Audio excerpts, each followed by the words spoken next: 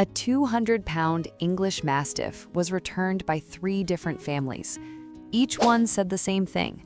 He is too shut down, too broken, too far gone. For months, he pressed himself against the back wall of his kennel and refused to let anyone close. Then one man sat down on the floor outside his kennel door and did something nobody had thought to do before. He simply waited. What happened on the 19th day changed everything. A 200-pound English Mastiff was found wandering a highway alone at 3 in the morning. No collar, no tag, no history. Nobody came forward to claim him. Nobody knew where he had been or what had happened to him. He was brought to a rescue facility, assessed, and placed in a kennel. And then, for a very long time, he stayed there. Because something inside this dog had been broken so completely that he had stopped letting anyone close enough to help. His name at the rescue was Tank. The intake sheet said approximately 4 years old, 197 pounds, unknown background, extremely withdrawn. What the intake sheet could not fully capture was the way he moved, slowly, deliberately, always along walls, always with his eyes tracking every person in the room before he would take a single step.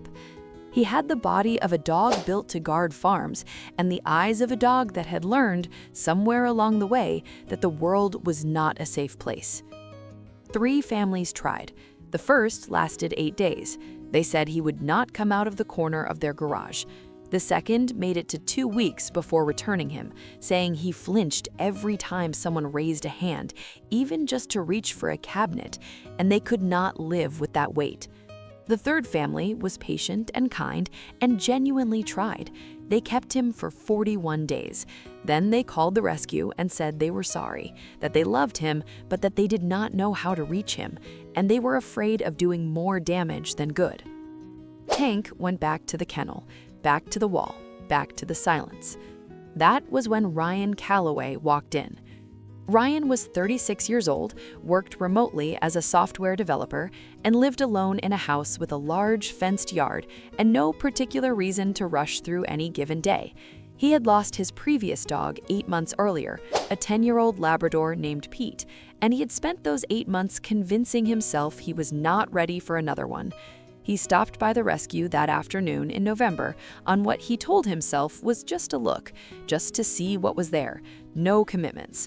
He walked past Tank's kennel twice before stopping. Tank was pressed against the back wall, face forward this time, watching Ryan with an expression that was not fear and not aggression, but something harder to name, something like resignation. Like a dog that had been looked at and passed over so many times that being looked at had stopped meaning anything at all. Ryan stood at that kennel door for 11 minutes. He counted later because it surprised him. He did not try to call Tank over. He did not make sounds or hold out his hand. He just stood there and looked back. When he finally spoke to the volunteer, he asked only one question: what does he need? Ryan drove Tank home that same afternoon. The first 3 weeks were the quietest Ryan had ever spent in his own house. Tank moved through each room once, carefully, mapping everything. He chose a spot in the corner of the living room where he could see both the front door and the hallway, and he stayed there most of the day. He ate, he drank, he accepted the yard when Ryan left the back door open, but he kept distance, always exactly enough distance. Ryan did not push. He sat on the floor near Tank's corner in the evenings and worked on his laptop, not facing him directly, just close, just present. If Tank shifted or tensed, he would move back. When Tank relaxed, he would stay. Stories like this are exactly why these dogs deserve to be seen. If you haven't subscribed yet, that actually stings a little. Hit subscribe. You'll want to know what happens next. On the 19th day, Tank crossed the room.